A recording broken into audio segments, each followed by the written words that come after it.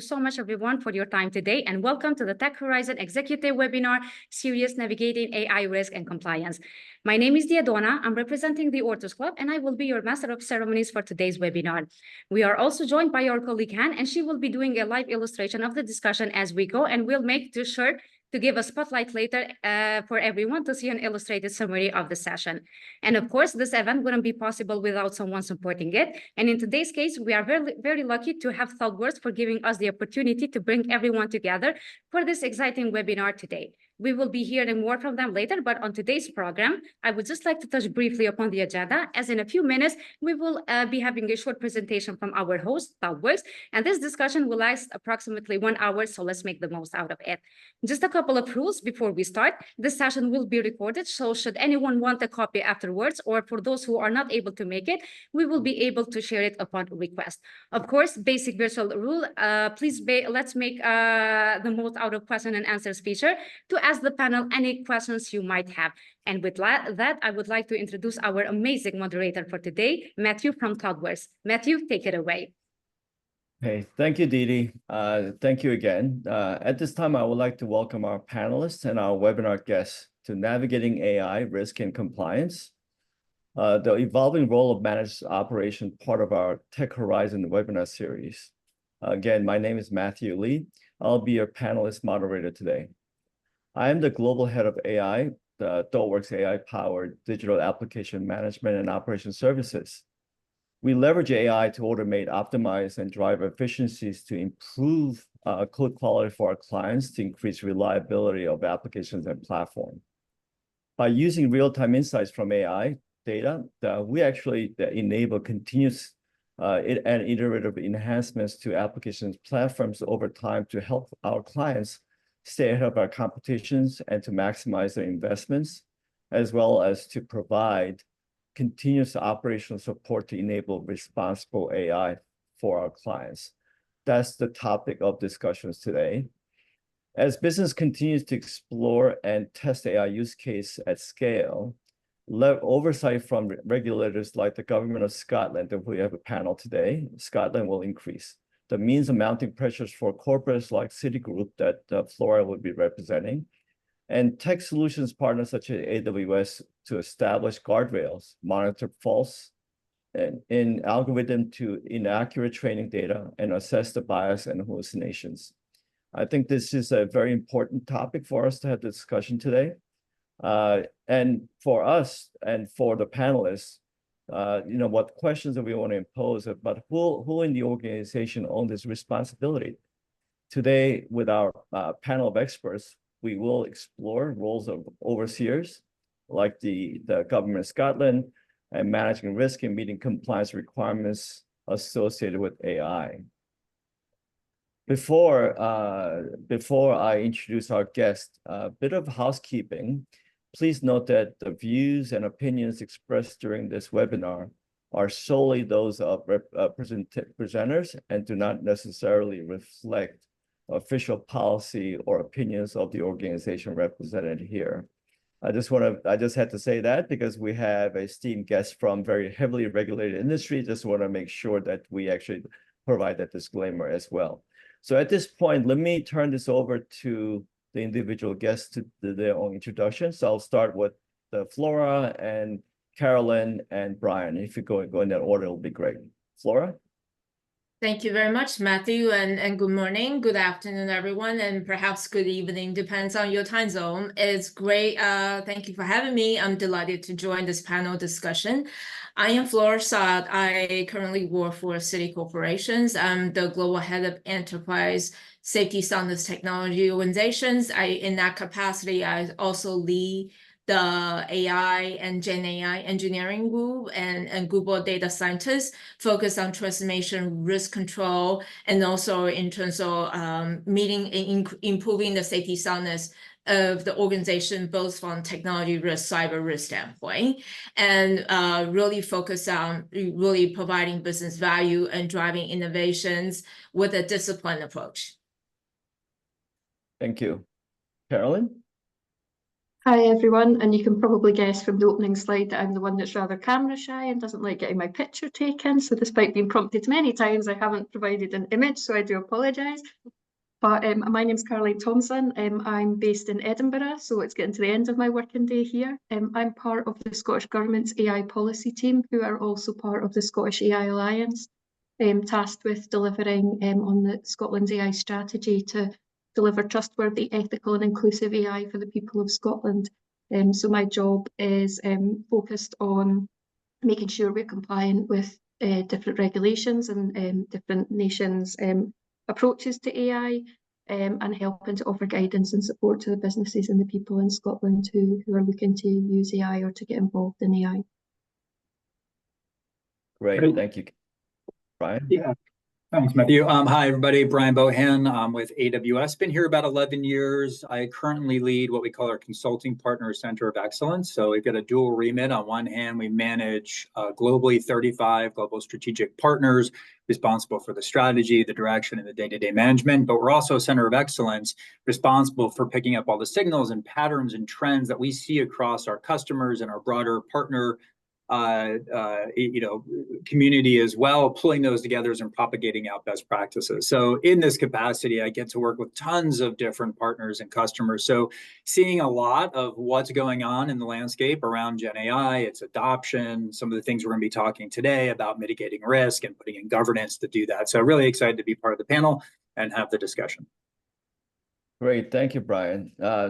So let me just give you a little bit of our objective. Today's sessions, we hope the audience, you listeners, could see a perspectives from three different areas. Like one from corporate, like Flora, and the government, and Carolyn, and three solutions providers like AWS, on the responsibility of monitoring and governing AI to manage risk around the increasing use of AI businesses' day-to-day functions. It's a big concern, and we are seeing more and more discussions around that and questions being asked by many clients in the market as well as our partners.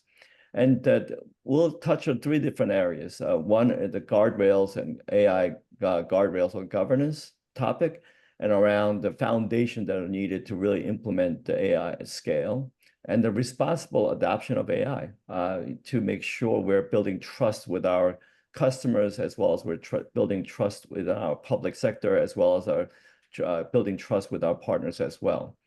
And also a little bit of sharing points of views around the roles of managing operations, either from internal organizations or external partners like ourselves, and what can we do to really reduce AI risk for our customers in the market. So let me just, in the next 30 minutes, we'll get into the deep discussions today. And I'm going to start with the very broad questions. I think we talked about this, and I'm hearing this questions over and over again from many of our corporate clients as well as our partners. And also, I'm sure for North America, you're seeing more and more regulations around OCC and feds talking about AI risk and monitoring and compliance requirements. So I want to start with a very broad questions to our panelists. To each panelist, from your perspective, shape a landscape for us around the increasing use of reliance on AI and mounting pressure from governance and control processes. What do you begin and what foundation do you need to have in place in your perspective? And what are your priorities when you're building these capabilities? And I know it's a mouthful. Also, what does good look like from from your perspective and your thoughts, and what have you learned to date so far? But I know that many organizations are implementing, but these are some of the questions that we're hearing. So I wanted to just impose some broad question to all of you. And I'll start with Flora from corporate perspective, and Brian from tech solutions providers, and Carolyn, the role of what government could play in monitoring and fostering responsible AI, and have her share some points of view from the government sector, as well as some of the EU perspective as well. Okay, why don't we start with Flora in that topic? I know I asked a lot of questions in that broad question, but if you could start, sharing some of your points of views around your experiences and your thoughts around foundation and scale. Sure. Matthew, you asked as a load of questions, but let me break it into bite-sized chunk. If I take a step back, I would say my personal engagement with the Gen AI, I mean, AI has been around for years and years, so that's no news to anyone.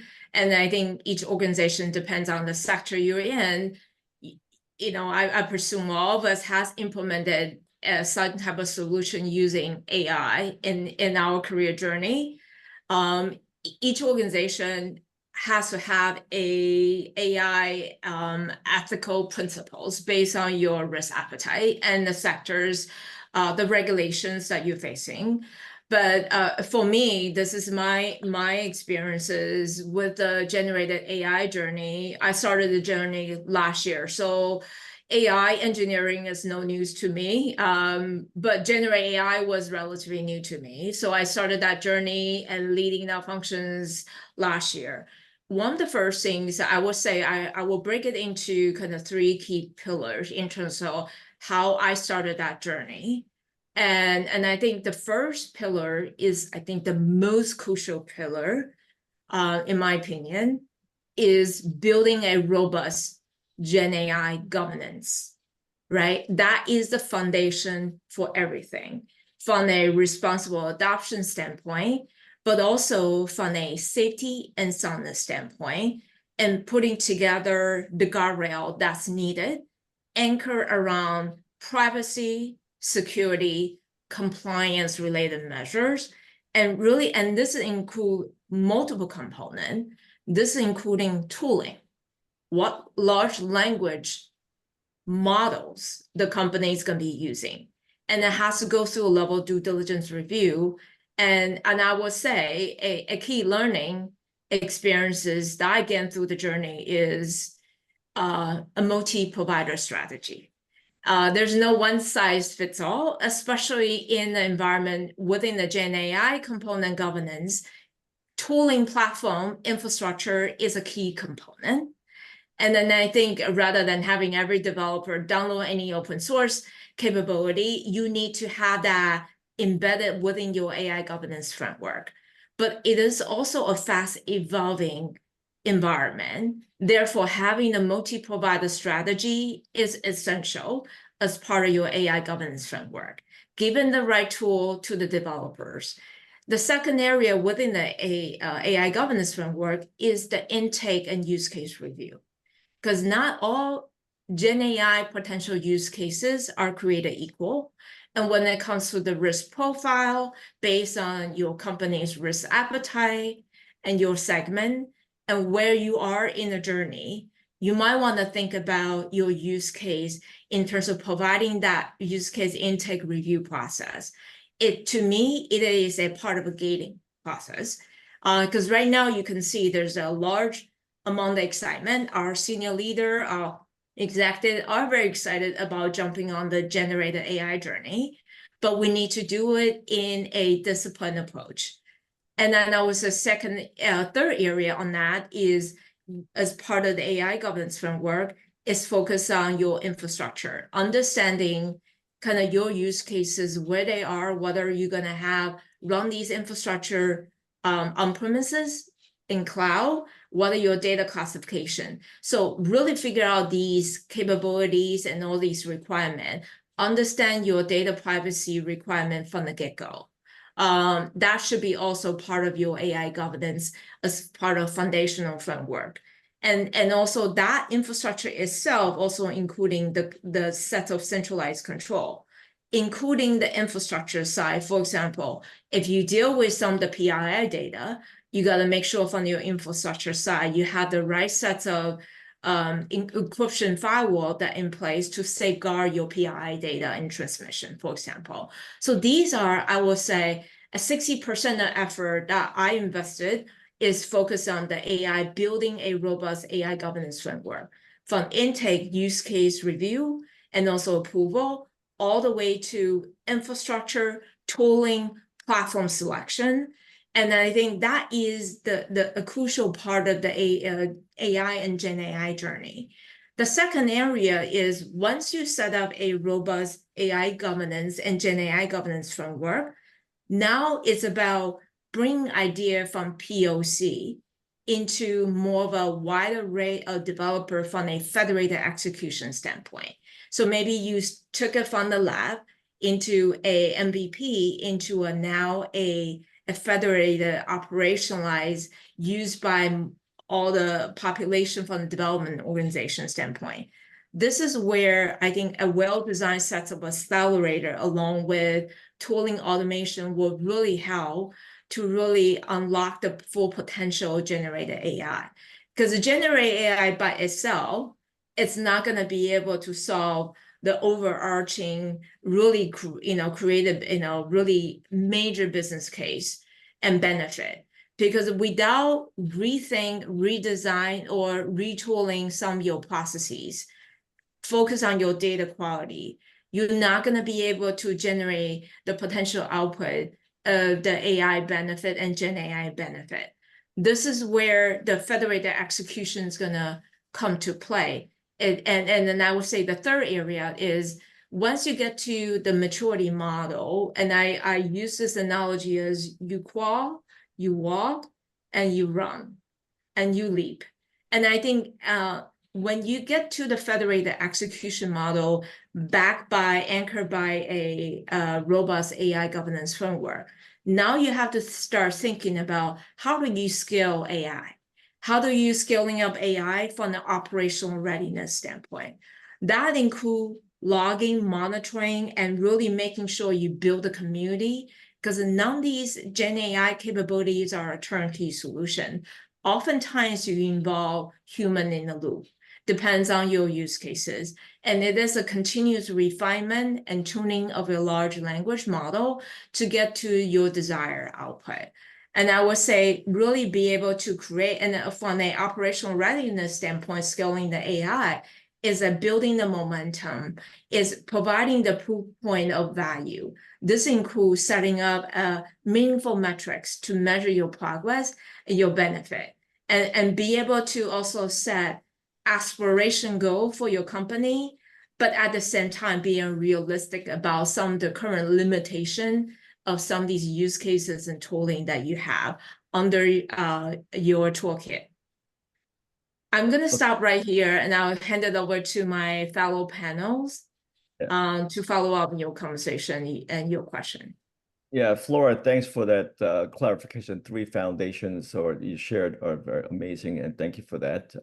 I know I gave you quite a bit of questions, but thanks for breaking it down and giving us a clarity around what you're doing in your perspective as well. So Brian, you heard what, corporate perspective, what she's trying to do in her perspective and point of view. And from technology solutions provider, as I mentioned before, what are some of the things you're looking for? How do you work with companies like the Citigroup, and also potentially with government sectors who are looking to monitor these scale AI capabilities around many of the worldwide organizations? Go ahead. Yeah, Brian. no, fantastic. And so many different areas to cover. I think I'm going to dig a little bit deeper on something Flora talked about, which is the data piece. And so the other kind of, I think, theme that we'll thread throughout here, and we had our New York summit last week with 20-something thousand people there, and a constant theme was the business folks are really wanting to move really fast at kind of the speed of the mind, I think I heard someone say. And like they have all these questions, they want answers. They're used to kind of like pushing prompts into chats and getting responses back, and they want that in their enterprise experience as well. But as we know, like there are, as we're talking about today, like controls and guardrails that we need to put in place. The other thing that we really, and we'll talk more about that, the other thing that we really need to focus on, and Flora touched on it, is the data itself, right? And when we start looking at and working with our partners, working with our enterprise customers, as we move from POCs and pilots, and we've seen a ton of innovation and a lot of activity in that space, Flora mentioned it as well, we want to keep doing that because it's pushing the edges of what's possible, and we're learning a lot. But as we move that into production and into scale, the data is absolutely critical, right? And this is nothing new. I mean, data has always been critical. We've been, doing data governance, data security for years, and we have a lot of tools, a lot of methods, and a lot of governance around that. I think what is new here is just the speed and the impact that Gen AI is having as a catalyst to pull more data into the conversation, and also more types of data from more types of sources. So increasingly unstructured data, right? Whether that data be housed in documents, websites, chats, transcripts from calls like this, transcripts from our customer service centers, right? As they're interacting with our customers. There's all kinds of privacy challenges around that, PII information, PHI, HIPAA, Flora mentioned several of those. And again, we have the encryption policies and the governance typically applied to more structured data, but now how do we apply it to that full corpus?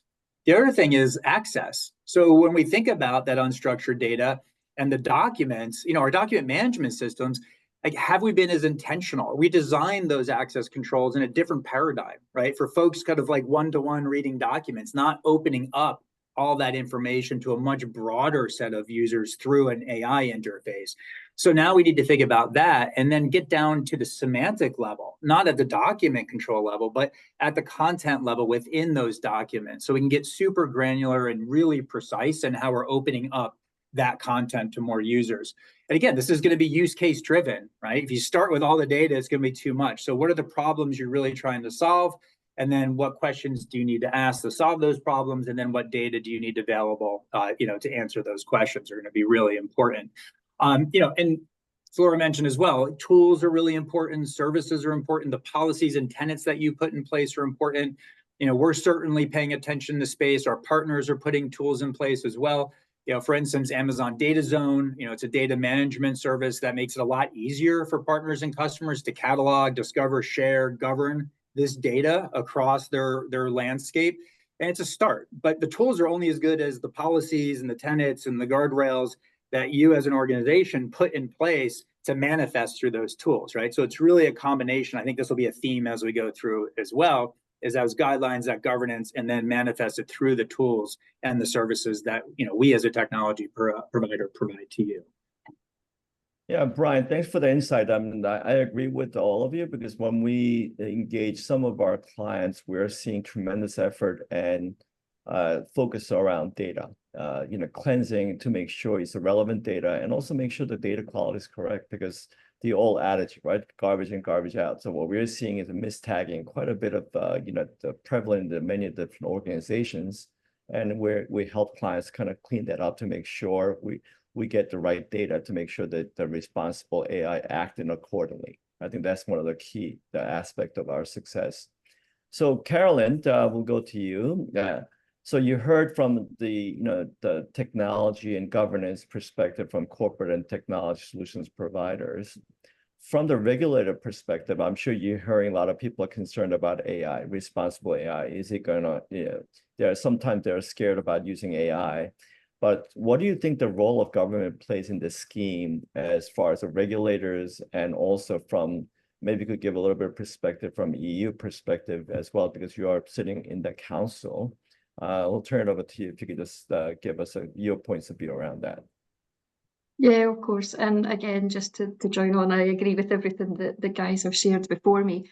I think one of the additional challenges we have in government is it's not only our own use that we're expected to be able to control and to direct, but others are looking to us for guidance and advice on how they should be developing their AI and how they should be using it. So we have that sort of public-facing role, as well as the work to manage and develop our own strategies and governance internally, which is equally challenging.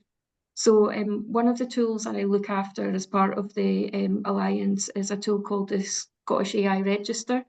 And what we're trying to do with the AI Register is to share with the public, because we think this is one of the key things of our strategy, is AI is only scary if you don't understand it. And it's something that is hidden and kept away from you and kept secret, are the things that you're a bit scared of. So our view is, if we can make as much of this publicly available, explainable, so that anybody can go and look at it and see how their life might be impacted by it, some of that fear goes away. Because I think another central thing, and you touched on it a little bit earlier, is what's really important for us is that we make use of the benefits AI can offer us. There are huge benefits to be had across multiple sectors, and if we are so scared of it that everything's stopped because it's, something could go wrong, it's not going to help us at all. So we've been hindered a little bit, and again, on my own view, hindered a little bit in the past few years because people probably aware that AI for Scotland is a reserved matter. So it's the responsibility of the UK government to set in place the formal regulation around it. However, we have the devolved elements because it impacts on lots of sectors that are devolved to Scotland, like health and education. So that's why we have the big interest in it.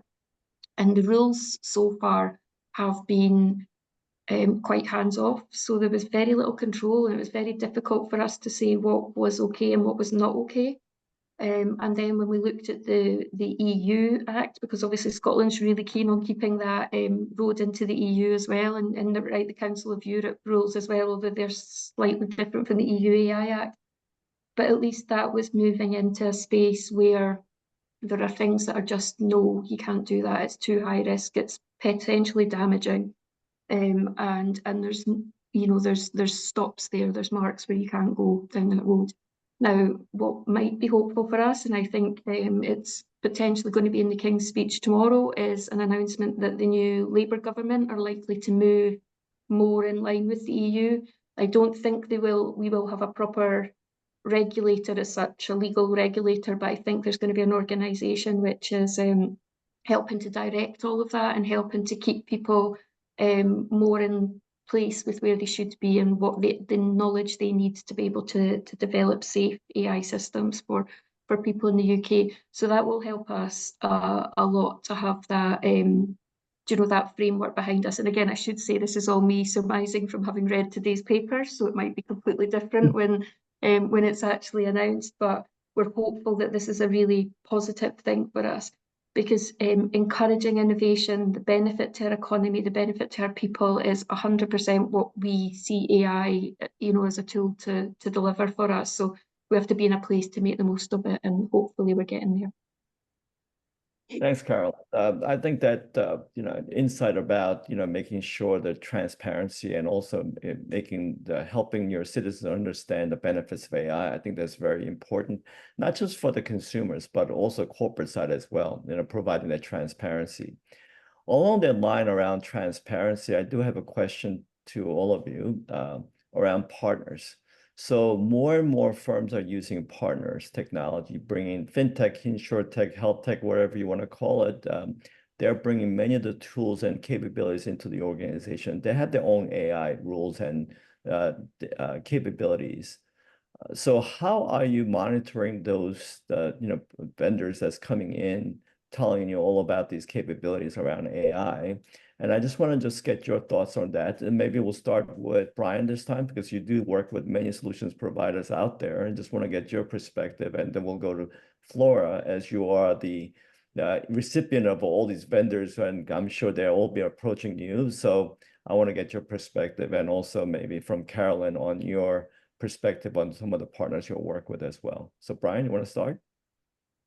Yeah, and so while I manage consulting partners, I have a colleague who works with our technology partners, and we are seeing an amazing amount of investment and innovation and uptake among the technology partner community of generative AI. I think, some figures put the percent of spend overall on Gen AI at around 80% within that community. So it is accelerating very, very quickly, and it's exciting. But for our customers and our consulting partners who work with those tech partners, I'll say just a few things. And the first one really is what we've been talking about. So regardless of whether you are, building your own model, fine-tuning your own model, using a third-party model, or using a third-party set of tools or a platform or technology solution that embeds a model, you still need to do the work that Flora talked about, putting in place the governance and the controls and the tenets and your first principles. Like, what do you value as a company? And then you need to be thoughtful on how those filter down to specific use cases and usage scenarios. And, when they're accessing certain data and certain personas are accessing it, how do those get modified based on that? And so in this scenario, this is a scenario where now your users internally will be accessing a third-party tool. So you need to take those first principles and apply them to that situation. So you need to go and think through all of that. So that's still foundational work that needs to be done. The second thing I'd say is, there's two sides to the coin here, at least, and what we're talking about. A lot of focus gets put on the model provider and the output, right, of generative AI, but the prompt piece and the prompt engineering is also, at least equally important. And so we're, for instance, with Amazon Bedrock, putting in place, again, a platform that allows users and companies to really govern their prompts, right? To prevent jailbreaks and injection attacks, and also to govern like what prompts are appropriate, what are not. And we've actually seen partners extend this based on domain and even lock down prompts, get to the point where there are no open-ended prompts, but instead a series of prescriptive prompts based on, again, the use case, the scenario, and then whatever the access point is, right? So really putting in those controls in place. So the prompt piece is super important. You have complete control over that, regardless of what's on the other side in terms of the model. And the last thing I'll say is we're seeing a lot of customers who've spent, the time and the energy and the resources in either building or fine-tuning their own models, wanting to leverage those, right? And bring those to the table, and then working with their technology partners to say, hey, how do we integrate this with you? It's not an either or, right? This is going to be much more of an integrated approach and a seamless approach. So those are really the three things that we're seeing in this space to, again, take advantage of all that innovation that's going on with our technology partners, but do it in a way that really fits, again, the guiding principles and tenets for the given customer organization. Okay, thanks, Brian. Flora, I'll turn it over to you because I'm sure you're getting inundated with all these partners coming in, going out, and as Brian mentioned, I'm sure your business lines are saying, hey, why don't we use this, use that? So I just want to get your perspective on this use of partners, because we're seeing adoption of partners increasing more and more. And I just want to get your thoughts on how are you managing through this maze of this number of partners that's out there that's saying about the AI and the behind the scene, the algorithm they're providing to you. Let me start with you. Go ahead. Sure. I think just kind of follow up on from Brian just said, from a consumer side, earlier I talked about as part of the AI governance framework, including tooling, vendor selections. My opinion is that a large corporations need to have a multi-provider strategy. So it's a hybrid approach, and I think Brian mentioned that it's not either or, is complementary. So, for example, I have a set of developers developing our own models, but we also I'm actively looking at the vendor provider product when it comes to accelerators, right? And then I think it is a hybrid approach, and it's a multi-lever. And then we have to look at it holistically, because there are certain vendor, maybe their sweet spot is in the governance monitoring space related to, guided by these AI ethical principles. Others might be strength is on the infrastructure side. Some are on the data side. So really, as a customer, I need to look at the three foundational pillars I talk about, not just from an MVP proof of concept, but I need to start thinking from the very beginning, how do I plan to scale up AI to drive wide adoption and really be able to responsibly adopt these guided by the AI ethical principles. And I think to me, and I think earlier, Brian also touched on prompt engineering.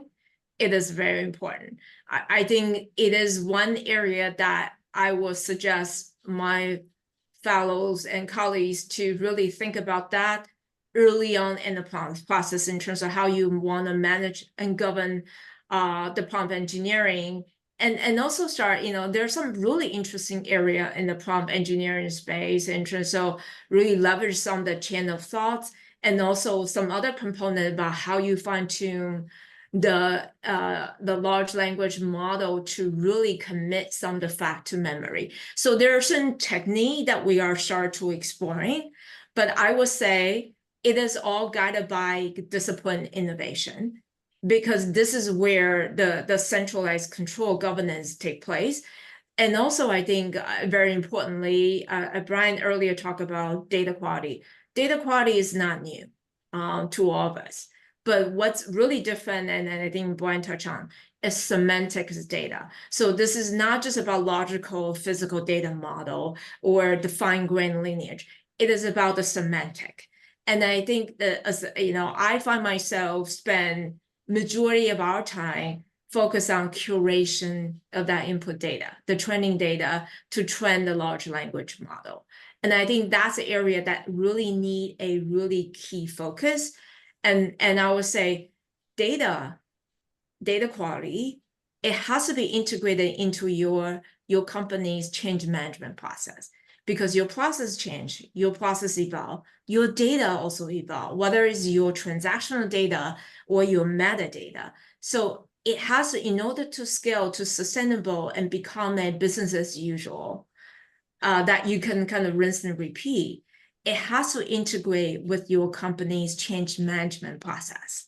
And really looking at the Gen AI component, driving the output, but has to integrate with your current, your existing change management, and also continue to evolve your process. Because you can't really drive the true output of a benefit of generated AI without really rethink about, take a step back.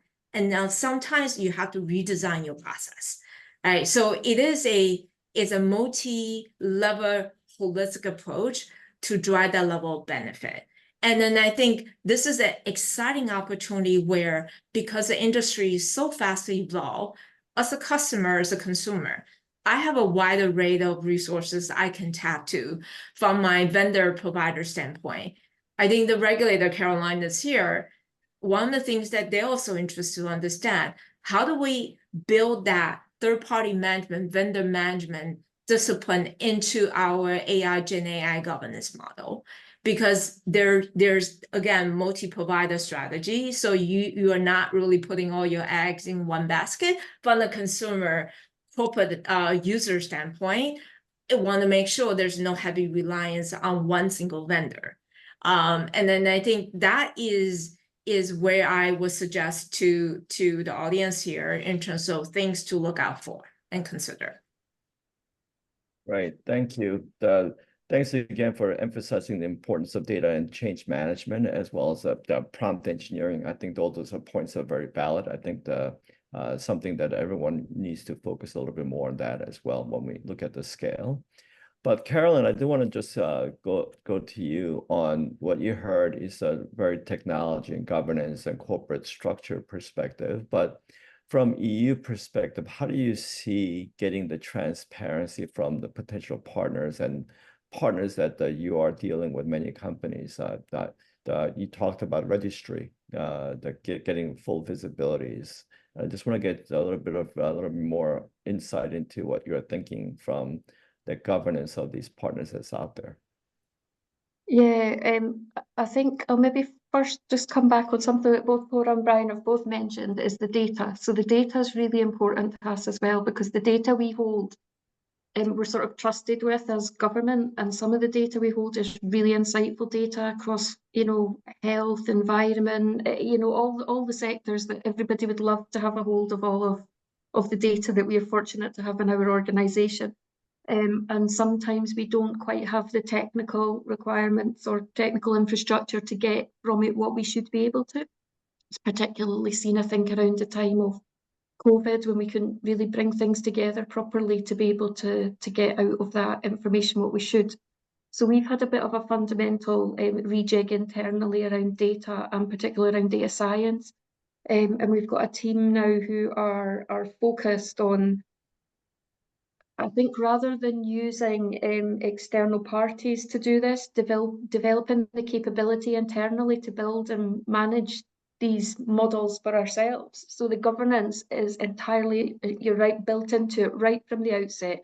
When we start the piece of work to develop the tool, the governance is in there, and making sure that it's being dealt with correctly, and it's being developed in a way that is compliant with all the different things we want to be, but also efficient and good data science work as well. So it's really important that we've got that as well, because, as I say, we are in that fortunate position of having the data, but we're in the somewhat restricted position, I would suggest, of that data can't be compromised in any way, or the government's in, you know, it's not just a data leak, it's a potential government out of office, you know, if we have anything happens to it. So we've got a number of projects going on internally around text summarization, emissions forecasting, redaction, consultation analysis, where the information that's going into those systems is restricted or sensitive. So we're less comfortable with just giving it out to a third party. So we're having to develop that internally to do it. And I think that helps us comply with the regulation that the EU certainly has at the moment, and potentially the UK will have, because we know we're doing it right and we're following the guidelines and the principles from the outset, rather than what we have to do when we're working with external contractors is they're made aware they have to go onto the register and they need to give us a description of their AI. But again, we take for granted that what they tell us is accurate. So until we have that knowledge internally to be able to question and interrogate what we're being told, we have to be a little bit risk averse for the moment. Okay, great. Thank you, Carolyn.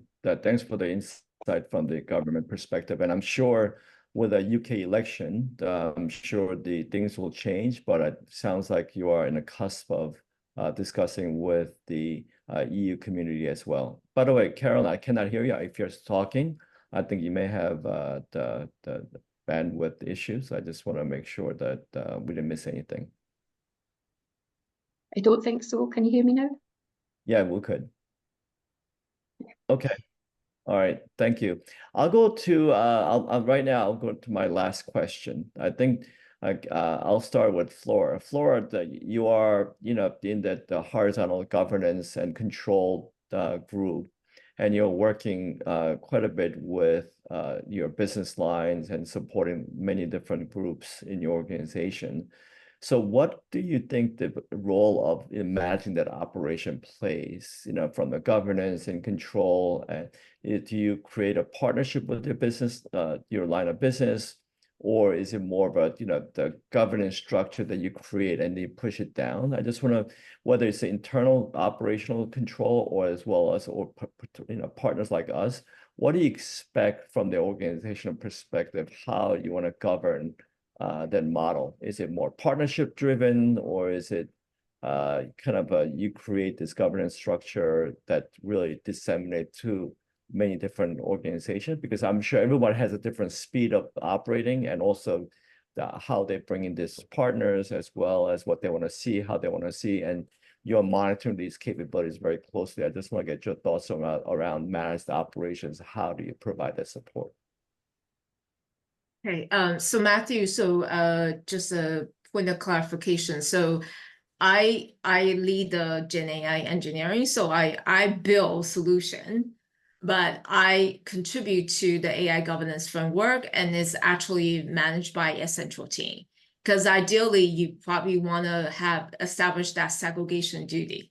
The governance, bodies cannot be the same people producing the output.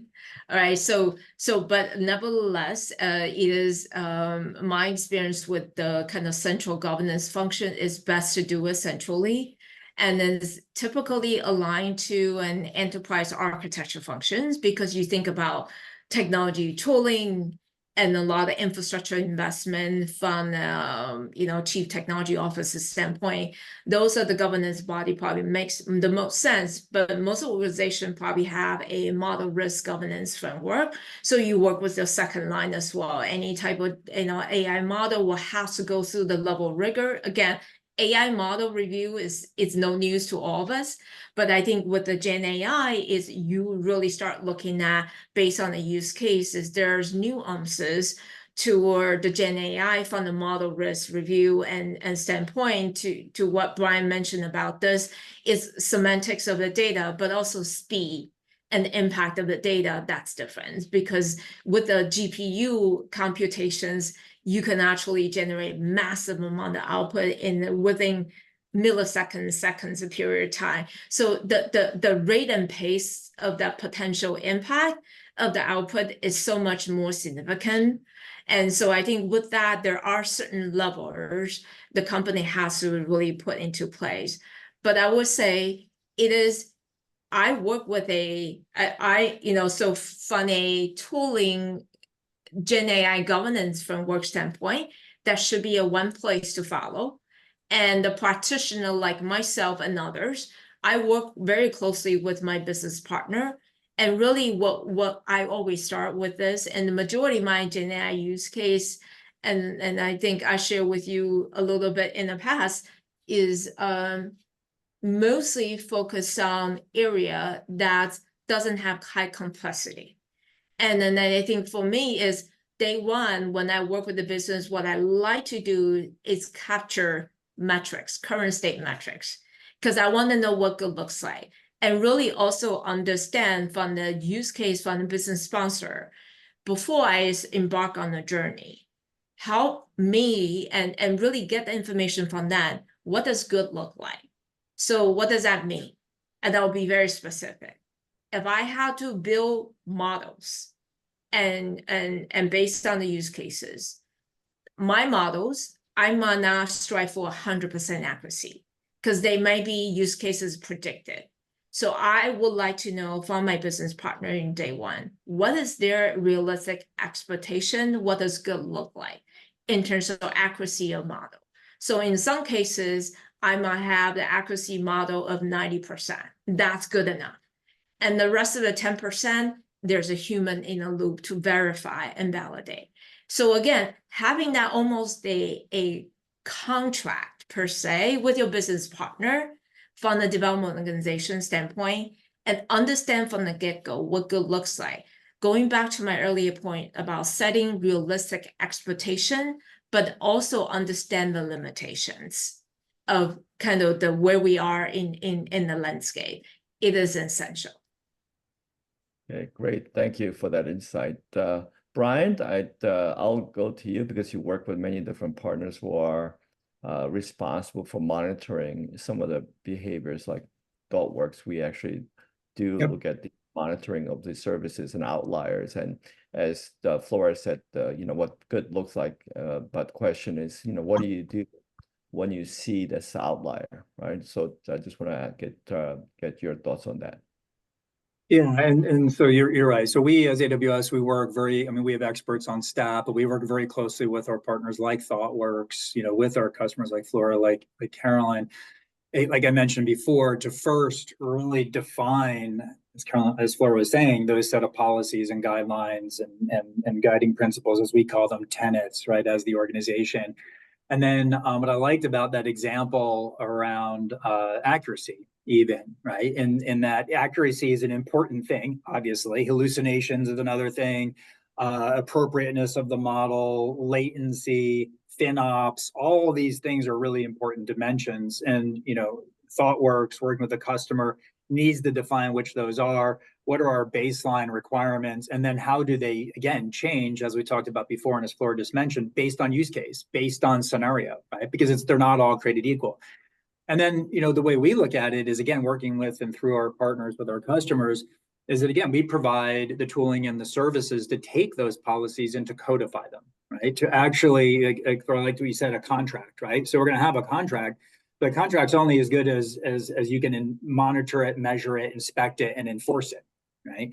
And so again, with what we see with our customers is they want ultimate choice and flexibility, and as I mentioned, move at the speed of the mind across different model providers. Flora has mentioned that as well, right? Being able to have flexibility across different model providers, but we want to apply our policies across those providers regardless, really based on the scenario. And so within, again, Amazon Bedrock, this is what we do. So you can actually parameterize around accuracy. You can redact PII. You can block content by using word filters. You can evaluate and mitigate bias, right? So it's constantly tracking the responses the models are providing and flagging hallucinations, flagging bias that, again, violates the parameters, again, the contract that we established for that given use case, right? So it's there and it's codified. And then, this is all to prevent our users and, internal and external from really inappropriate misuse of AI and really making sure we're using it appropriately and tapping the full potential. So the other thing I would just say is, what they were able to do, what we found actually working with partners and working with customers is that we can block as much as 85% of the harmful content and filter out 75% of the hallucinations by doing this, right? By just codifying it and using the right set of services and tools to do that. And then, I've been resisting using a cliche this entire webinar, but now I can't resist any longer. It is a little bit of the old, we have a supercar here, but unless it's got a steering wheel and brakes, very few people are going to get in it and do anything or drive fast at all, right? So we really are putting those guardrails in place.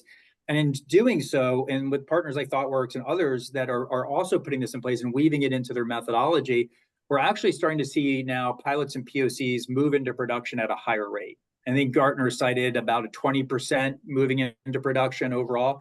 We're seeing partners like yourselves move up to 80%. And I think a lot of this is because we have slowed down. We've worked with our customers to put the right guardrails in place, the right tenets, the right policies. We feel confident now that if we do this and we codify it in tools like Bedrock, we can achieve both the innovation in a safe and responsible way, right? So it takes really both. That's the way we think about it. Great. Thanks for the input. I think the ongoing discussions are very, very critical to any organization's success, and constant feedback is very, very important as well. So Carolyn, as far as when you're working with these partners, and I know we talked about a lot of technology partnership, but from the consumer perspective, your citizen perspective, do you have ideas on what manage the operation from your perspective, like registry, what good looks like? How does it behave? Do you have some metrics that you are looking for to ensure that you're serving your citizens and they're using these tools for their best interest? And I just want to get your thoughts on that. Yeah, so our challenge is often convincing the public that we're not up to no good. And that seems to be a government thing. So what we've done is we've done quite a lot of public consultations and participations in the different AI products that we're looking at building to try and get what is it that the public actually want from us. And the key things they normally tell us, the two things are they want to know what we're doing, and the second one is they want a human being involved. They don't like decisions that are completely dependent on the computer-based, approach. So a lot of what we are doing just now is, and there's one of the use cases on the AI register around the Scottish Children's Reporters, who look after children at risk in Scotland, and they've identified AI as potentially being a massive tool for them in helping to identify the factors that could put a child at risk. But clearly that's a really sensitive and touchy potential area. So the feedback, they've done lots of public consultation during the process of developing that product, and the key outputs that came from it were the same as, please tell us what you're doing and please don't let the computer decide on its own. So we're building those things into the products that we're using. And in fact, the reason I'm here talking to you today is that Insights Driven, one of the products they've developed for us, a product called Connecting You Now, which is around helping people with access issues to access services using AI to get them access to public services. And I think that's what we've got to demonstrate to the people of Scotland, that the AI we are using is with public good at its heart and its intention, and to be able to demonstrate to them that is, that's what we're doing. This isn't about cutting jobs, saving money. It's about delivering better services. And that's really all they want from us, is just, I guess, for us just to do our job would be the easy, short answer to it all. Yeah. Okay, great. Thank you. I know we're running out of time, so we'll just wrap up a little bit so we can leave about a few minutes for, I guess we could just take one question. So, just the closing remark, I think we learned a lot. Thank you all three of you for sharing your thoughts and perspective on the foundation. That I think the summary is that I think all three sectors have an opportunity to really work closely together and collaborate to make sure that we are creating value for our consumers and our corporates. And I think the key tenets that you talked about are data, right? The privacy, protection of the privacy data for making sure it's not going outside the organization as well. And the strong governance structure that you work with business line, and also establishing what good looks like. And also from our perspective, from Thoughtworks, I think it's also very important that ongoing monitoring, the operational support that you talked about, because the data is constantly changing. So you could change, even though you may have one day you may work very well, but because the data is constantly changing, updating, it could actually create an outlier as well. And so monitoring and supporting the continuous operational support, I think what I'm hearing is very, very important with around the governance structure, the foundation you build as an organization. So thank you all for that information that you shared. So let me just ask, we had some small number of questions, and I think we answered number one. Let me just see, number two. And number three, I think this is where you talked about, Brian. It's about balance between governance framework definition and business eager to move really fast. I'd like to, maybe you could just elaborate a little bit on that particular piece, and then I'll ask Flora to just chime in as well. Yeah, I think, from our experience, it's not mutually exclusive. It's got to be both ends. You have to establish that central governance that Flora talked about, kind of put in place the guiding principles of tenants, all the policies, figure out your tooling, all of that, absolutely. But in the meantime, we can't stand still and provide no value, right, while we're doing that. So what we are seeing is partners and customers choose lower risk scenarios and use cases that are more internal. They're not using necessarily PII, PHI, sensitive data, but will start to provide value. And then you can use these to run water through the pipes and deliver value to your end stakeholders quickly, while also pressure testing a lot of those, again, tenets and principles and governance constructs that you're putting in place centrally. So you deliver value, you learn, and you monitor and inspect. And then if you like what you're seeing, okay, then maybe you go for a little bit, more intensive a use case, a little bit more sensitive information, and continue to extend and harden those constructs that you put in place, and then feeding it back into that team that's looking to create the more universal policy. So you can do both, and I encourage you to do so. Just be aware of, again, what we like to call your blast radius as you're doing that. Thank you. Flora, I'll turn it over to you. The same question about the balancing between the eagerness of the business to look for these partners or implement AI versus the framework that you are incorporating into overall monitoring of these the AI, the responsible AI. I'll turn it over to you. Yeah, so I will also I will echo what Brian is saying. At least my approach has been really not try to tackle the most complicated use case at the beginning.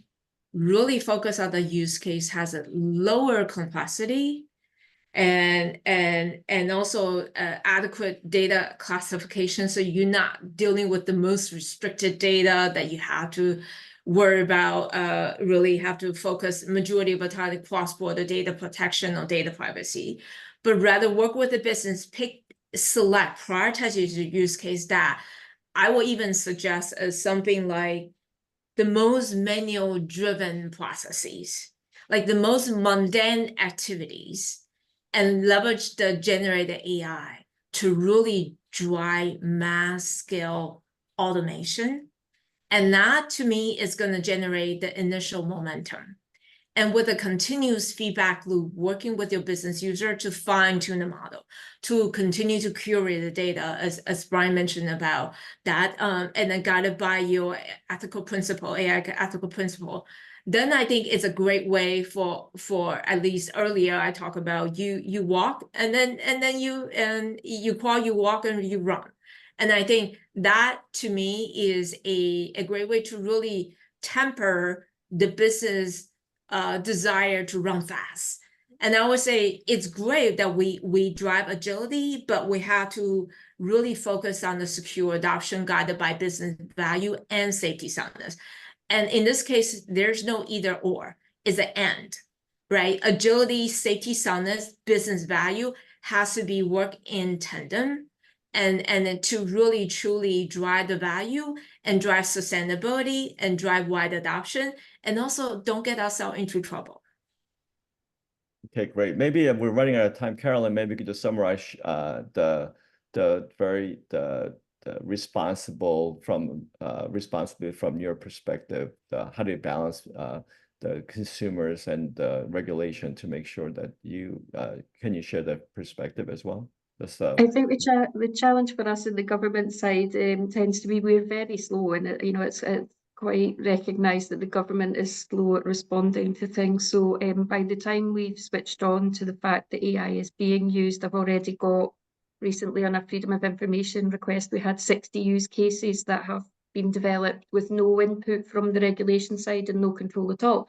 So we're now having this process of going back and revisiting how they were developed and making sure that anything developed going forward does meet our criteria. So yes, I think our slow start on this was clearly obvious, and people have just taken it upon themselves because it's so easy for them to use it at home.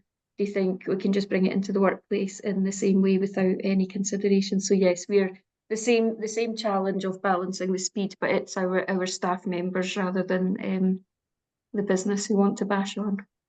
Okay, great. Thank you. I know we're 1 minute over our allotted time, but thank you again for thank you very much for the panelist participation. I think hopefully we learned a lot from the discussions, and we couldn't answer other questions, and we'll try to get back to you with the written response.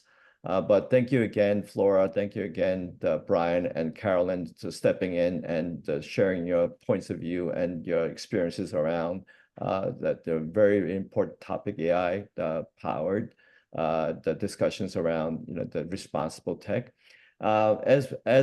As always, I mentioned earlier, DAMO is the digital application management and operations. Our responsibility is to provide our continued support for our clients on creating that monitoring capability and services support that to make sure that there's no outlier, that continued feedback. We'll work with our partners like AWS, with our corporate clients like Citigroup, as well as others, to make sure that we are providing this responsible technology, and also for good of the consumers like the citizens of Scotland as well.